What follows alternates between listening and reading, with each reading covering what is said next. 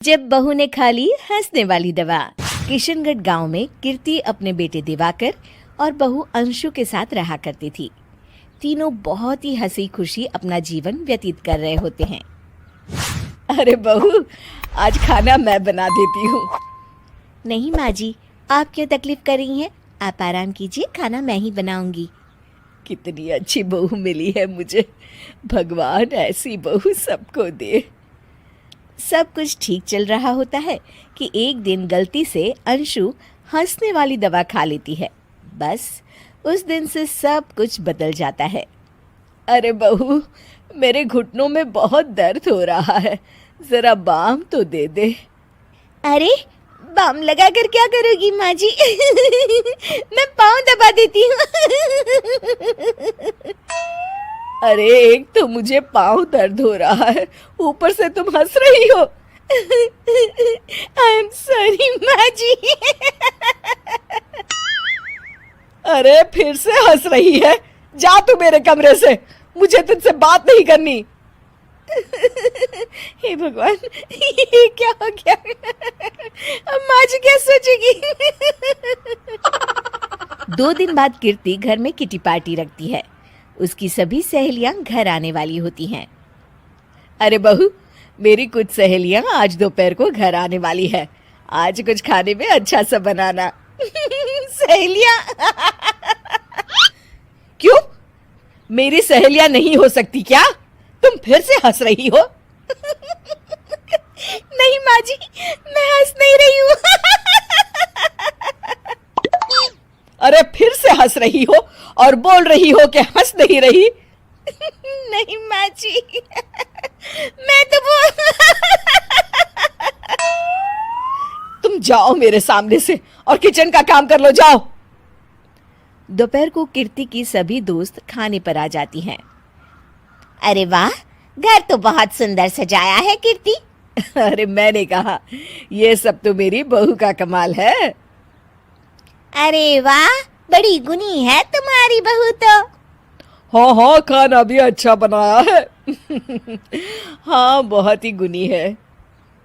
तो हमको नहीं मिलवाओगी क्या, या छुपा कर रखोगी अपनी हीरे जैसी बहू को? अरे नहीं नहीं, अभी बुलाती हूँ। अंशु, ओ अंशु, बहू रानी। अंशु बाहर आती है।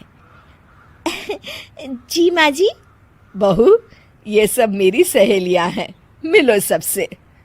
नमस्ते आंटी। नमस्ते बेटा, बहू तो बहुत अच्छी मिली है तुमको, किस्मत वाली हो तुम। किस्मत वाली? अरे क्या हुआ? हंस क्यों रही हो? नहीं नहीं, मैं हंस नहीं रही हूँ। तभी अचानक सांची के हाथ से चम्मच छूट जाता है और उसका कुर्ता गंदा हो जाता है।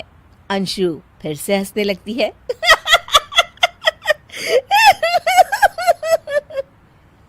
इधर सब सहेलियां गुस्सा होकर चली जाती हैं। कीर्ति भी नाराज होकर अपने कमरे में चली जाती है। हे भगवान, ये मैंने क्या कर डाला? इस तरह से तो माँ जी और उनकी सहेलियां नाराज हो गई। अगले दिन, बहू, ओ बहू, किधर हो? जी माँ जी। जल्दी से मेरे साथ चलो, पड़ोस वाले शर्मा जी की हार्ट अटैक से मौत हो गई है, उनके घर बैठक के लिए जाना है। अंशु तैयार होकर आ जाती है। थोड़ी देर में दोनों शर्मा जी के घर पहुंच जाती हैं। वहां पर सब रो रहे होते हैं। कीर्ति शर्मा जी की बीवी के पास बैठकर उन्हें सांत्वना देने लगती है। बड़े अच्छे इंसान थे मेरे पति। अच्छा। तुम हंस क्यों रही हो? वो अच्छे थे। हाँ हाँ, बहुत अच्छे थे अंकल। अरे अंशु, हंस मत। माँ जी, मैं हंस नहीं रही। मैं तो आंटी जी को बस दिलासा दे रही थी। सब औरतें अंशु की इस हरकत से हैरान हो जाती हैं। कीर्ति भी बहुत शर्मिंदा होती है और वो अंशु को लेकर फटाफट घर लौट आती है। अंशु, क्या हो गया है तुझे? हंस क्यों रही थी तू वहां पर? नहीं बाजी, मैं तो बस अरे तो फिर से हंस दी। जा तू अपने कमरे में, मुझे तो तुझसे बात ही नहीं करनी। मेरा बेटा ही तुझसे बात करेगा अब। रात को जब दिवाकर घर लौट आता है तो कीर्ति दिवाकर को सब कुछ बताती है। ठीक है माँ, अब फिक्र मत करो, मैं अंशु से बात करता हूँ। दिवाकर अपने कमरे में जाता है। जी आ गए आप कैसे हैं? मैं तो ठीक हूँ, बस सर में हल्का दर्द है। सर में दर्द अरे इसमें हंसने की क्या बात है? नहीं, मैं हंस नहीं रही हूँ मुझे तो फिक्र हो रही है आपकी एक तो मेरे सर में दर्द है, ऊपर से तुम हंस रही हो। अरे कैसे समझाऊं मैं आपको मैं हंस नहीं रही अंशु, तुम इस घर से चली जाओ। माँ ने मुझे बताया जो भी तुमने शर्मा आंटी के घर किया, और किटी पार्टी में भी। नहीं जी, मैं ऐसे नहीं हूँ तो अभी क्या हुआ था? क्यों हंस रही थी तुम? रुकिए मैं आपको सब कुछ बताती हूँ आपको सब कुछ। अंशु डायरी में लिखकर दिवाकर को पढ़ने देती है। कुछ दिनों पहले मैंने गलती से हंसने वाली दवा पी ली थी, जिसकी वजह से ये सब हो रहा है। इसका असर कुछ दिन और रहेगा। अरे तो तुमने ये सब पहले क्यों नहीं बताया अंशु? वो मैंने माँ जी को बताने की बहुत कोशिश की मगर उन्होंने सुना ही नहीं अरे ठीक है, मगर वादा करो जब तक दवाई का असर ठीक नहीं हो जाता तुम घर से बाहर नहीं जाओगी।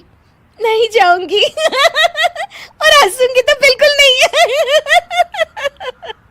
लो, तुम तो फिर से हंस दी